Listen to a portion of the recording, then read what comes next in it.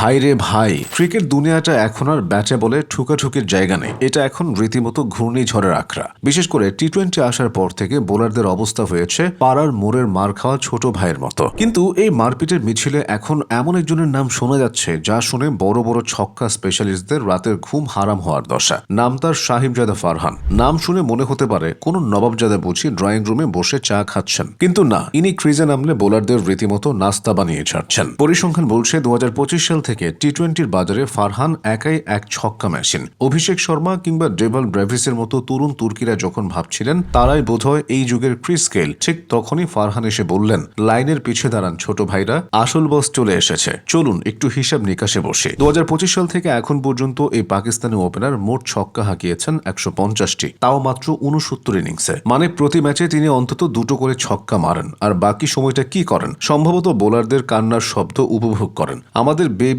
AB খ্যাত Dewald Brevis অবশ্য ফারহানের নিঃশ্বাসের শব্দ খুব কাছ থেকে পাচ্ছেন। তার ছক্কা 144টি, অর্থাৎ মাত্র 6টা ছক্কার ব্যবধান। ব্রেভিস হয়তো রাতের স্বপ্নে দেখেন ফারহানের ব্যাটটা উই পোকা খেয়ে ফেলেছে, না হলে এই গ্যাপ কমানো তো মুশকিল। এদিকে ভারতের অভিষেক শর্মাও কম যান না। 56 ইনিংসে 136টি ছক্কা মেরে তিনি 3 নম্বরে বসে দাঁত কিরমির করছেন। তার পেছনে আছেন নিউজিল্যান্ডের ফিন অ্যালেন 133 ছক্কা, আর ওয়েস্ট ইন্ডিজের ছক্কা সম্রাট নিকোলাস পুরান 130 ছক্কা। ভাবুন একবার, পুরান যেখানে 70 ইনিংস খেলে 130টা মারলেন, সেখানে ফারহান এক ইনিংস কম খেলেই 150 ছুঁয়ে ফেলেছেন। ক্যারিবীয় পাওয়ারও এখন ফারহানের কাছে নস্যি মনে হচ্ছে। তবে আসল মজাটা কিন্তু অন্য জায়গায়। ফারহান যে শুধু ছক্কা পাগল তা কিন্তু নয়, তিনি রীতিমতো সেঞ্চুরির দোকান খুলে বসেছেন। 2025 সাল থেকে এখন পর্যন্ত টি-20তে তার সেঞ্চুরি সংখ্যা 7টি। অনেক ব্যাটসম্যানের ক্যারিয়ার শেষ হয়ে যায় একটা সেঞ্চুরি দেখা পেতে পেতে, আর ফারহান যেন পাড়ার ক্রিকেটে সেঞ্চুরি করার মতো অবলীলায় আন্তর্জাতিক বাজারে শতক হাঁকাচ্ছেন। ভারতের ঈশান কিষান 4টি সেঞ্চুরি করে 2 নম্বরে আছেন ঠিকই, কিন্তু ফারহানের ধারে কাছে যেতে হলে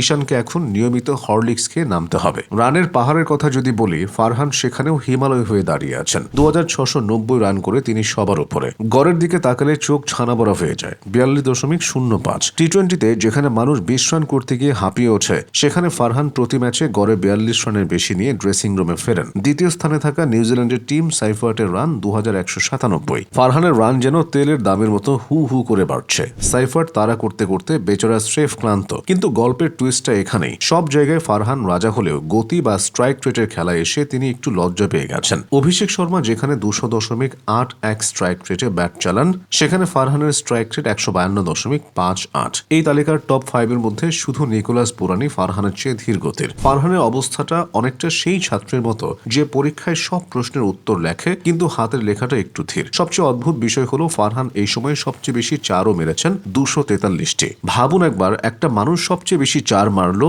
সবচেয়ে বেশি ছক্কা মারলো, 7-7টা সেঞ্চুরি করলো, কিন্তু তারপরও স্ট্রাইক রেটে অভিষেক শর্মার চেয়ে যোজন যোজন পিছিয়ে। ব্যাপারটা অনেকটা এমন যে আপনি বিরিয়ানিও খেলেন, কোকো খেলেন, জর্দা পানও খেলেন, কিন্তু তবুও কেন জানি ওজন বাড়ছে না। ফারহান সাহেবকে এখন আয়নার সামনে দাঁড়িয়ে একটা সিরিয়াস প্রশ্ন করা দরকার। ভাই, এত 4 ছক্কা মারার পর আপনি দৌড়াদৌড়ি কি কম করেন, নাকি রান নেওয়ার সময় পিচের মাঝখানে দাঁড়িয়ে বোলারদের সাথে আড্ডা জমান? কারণ 150টা ছক্কা আর 243টা চারের পর স্ট্রাইক রেট কেন 200 হবে না, সেটা নিয়ে বড় বড় জ্যোতিষীরাও এখন চিন্তিত।